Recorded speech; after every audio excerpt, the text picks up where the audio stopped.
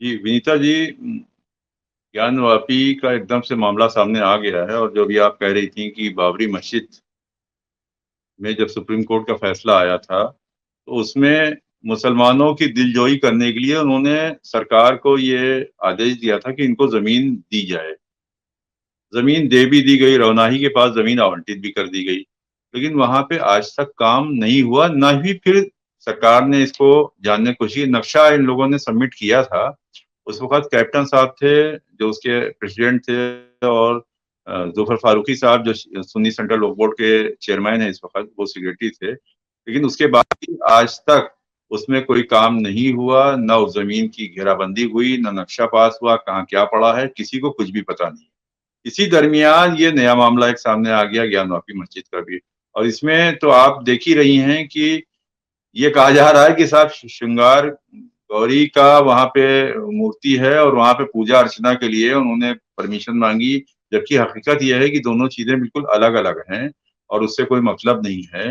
लेकिन जो हालात पैदा किए जा रहे हैं, जो हालात कहे जा रहे हैं, और जो कोर्ट जिस तरीके से एक आम, सबसे बड़ी बात यह है कि ये जो मंदिर का और मस्जिद का जो विवाद है, ये सब कोर्ट के हवाले रहता है। नजूल की जमीन हो, चाहे ग्राम समाज की हो, चाहे वक्फ की हो, ये सब सरकार के अधीन होती है। अफसोस इस बात का होता है कि उस वक्त लोग अपने लोग निकल आते हैं, साहब वो मैं इतने साल से मुकदमा, 150 साल से मुकदमा लड़ रहा हूँ, मैं इतने दिन से मुकदमा लड़ रहा हूँ। औरतें आ गई कि उन्होंने 5 औरतों ने मिलकर के मुकदमा कर दिया। तो ये सब जो में कि ये जो हेरा फेरी जो होती है और जिसमें ये सब खेल हो रहे हैं, ये सब बेहद ही खराब है। हमारा मकसद ये कहने का है, जब हम कोई चीज किसी ने गलत बनाई है, अगर वो मस्जिद गलत बनी थी तो उसको तोड़ा गया, आर्डर आते आते हो गया, उसके बाद दिलजोई करने के लिए उनको जमीन दे दी गई मुसलमानों को। दिलजोई अभी पूरी भी नहीं हुई कि उससे पहले ज्ञानवापी का मामला चल गया। अभी आप देख रही हैं कि मथुरा की भी मस्जिद का मामला। तो ये सब चीजें जो होती हैं, ये बेहद गड़बड़ हो रही है। जाहिर बात है, चाहे पेट्रोल का दाम बढ़ रहा हो, चाहे गैस का दाम बढ़ रहा हो, सारी चीजें हो रही, इसी में आदमी के जज्बे को दबाया जा रहा है। मैं साफ साफ आपसे कह रहा हूं कि मस्जिद में जाहिर बात है अल्लाह से दुआ की जाती है, ईश्वर बहुत बड़ा है और उसके आगे सब सर झुकाते हैं, सजदा करते हैं। ये एक मस्जिद का होता है। मंदिर में जाहिर बात है कि मंदिर में भी आदमी जाता है तो ईश्वर से अपनी मनौती मांगता है, सारी चीजें करता है, सब कुछ। तो ये भगवान कहाँ चले गए? हम तो बार बार इस बात को कह रहे हैं कि ये भगवान कहाँ चले गए जिससे मनौती हम मांगते हैं, जिससे हम श्रद्धा रखते हैं, जिसके लिए हम पूजा कर रहे हैं। वो तो हमें ना गैस का कनेक्शन का कम कर रहे हैं, ना हमारे लिए पेट्रोल कम कर रहे हैं, ना हमारे लिए हमारी किसी चीज में महंगाई को रोक ही नहीं पा रहे हैं। तो ऐसा इन हालात में ये झगड़ा लड़ाई करके, किसी के मंदिर में घुस करके, किसी मस्जिद में जा करके, ये अदालत क्या फैसला देना चाहती है, क्या दिखाना सरकारें चाह रही हैं, क्या बताना चाह रही है, कुछ समझी में नहीं आ रही है बातें। भाई असली चीज ये है कि हमने इससे पहले भी एक बार कहा था कि 8 करोड़ लोगों का मुल्क है ईरान। आज वो ड्रोन भी बना रहा है। आज उसके यहाँ जो है वो एग्रीकल्चर के मामले में, मेडिकल टूरिस्ट के मामले में, आईटी के मामले में सबसे ज्यादा तरक्की हो चुकी है। और 24 करोड़ का सिर्फ हमारे यूपी की आबादी है, 24 करोड़ की। और यहाँ जो है, यहाँ मंदिर मस्जिद में पड़े हुए हैं। हम यहाँ पे जो है वो देख रहे हैं कि हम मस्जिद में भी दुआ मांग रहे हैं, पूरी हमारी नहीं हो रही है, मंदिर में मांग रहे हैं, पूरी नहीं हो रही है। महंगाई गला घोट रही है, बेरोजगारी, आजिज आदमी खुदकशी आदमी कर रहा है, लड़कियां को जलाया जा रहा है, दिन पे दिन उनके ऊपर जो है बलात्कार लोग कर रहे हैं, उस पर ना हम इंसाफ दे पा रहे हैं ना कुछ। मस्जिद बन जाए और मस्जिद में श्रृंगार गौरी के उनको वो देखा जाए और उसको देखा जाए, उनको ढूंढा जाए, और उस पर एक तमाशा मचा हुआ है और पूरे वो हल्ला मचा हुआ है। मीडिया जो है आगे के बढ़ी हुई चढ़ करके और दिखा रही है, सारा सबका ध्यान उधरी है। वो मालूम हो रहा भगवान मिल जाएंगे, भगवान मिल ही नहीं रहे हैं। असली चीज ये है कि भगवान की हम लोग इतनी कोशिश कर रहे हैं मिलने की, वो मिल ही नहीं रहे हमसे। श्री राम जी भी नहीं मिले और काशी भी नहीं मिल रहा है। औरंगजेब की जो भी हरकतें थी और औरंगजेब ने जो भी हरकतें किया, जाहिर बात है कि उसका उसी वक्त जवाब होना चाहिए था। अगर उसने मंदिर को तोड़ा था तो उस वक्त कम नहीं थे हमारे हिंदू भाई लोग। लेकिन सवाल यह है कि औरंगजेब आया और तोड़ के लेके चला गया।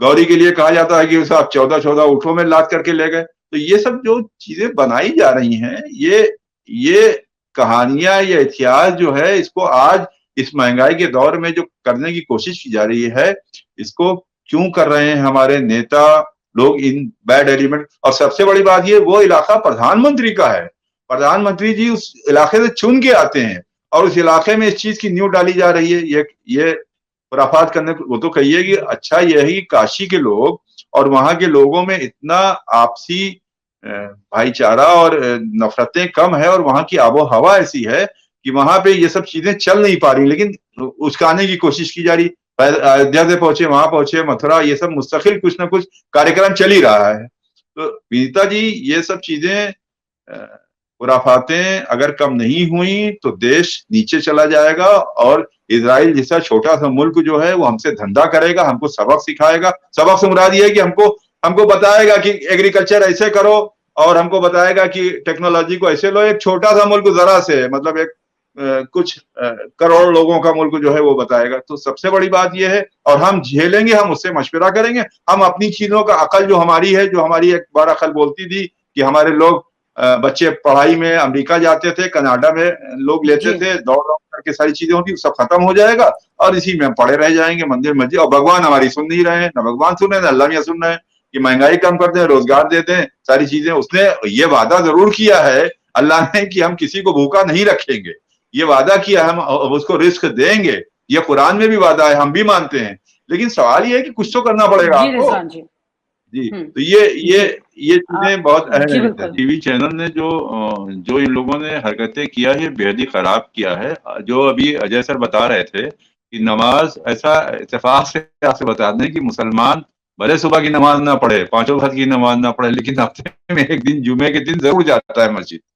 और वो जिस इलाके में भी मस्जिद होती है, उस इलाके में काफी तादाद में जाता है और काफी तादाद में नमाज पढ़ता है। और जो 12 बजे से, ये हकीकत है कि 12 बजे से वहां लोग जाकर के अपनी कज़ा उम्री पढ़ते हैं, जो पुरानी नमाजें छूटी हुई उनको पढ़ते हैं और दुआ मांगते हैं। फिर नमाज 1 बजे, 1:30 बजे, 1:30 बजे भी होती है। वैसे नमाज का टाइम आपकी जानकारी में डाल दें, नमाज का आमतौर से टाइम जो होता है, जवाल का वक्त होता है 12:04 पे होता है।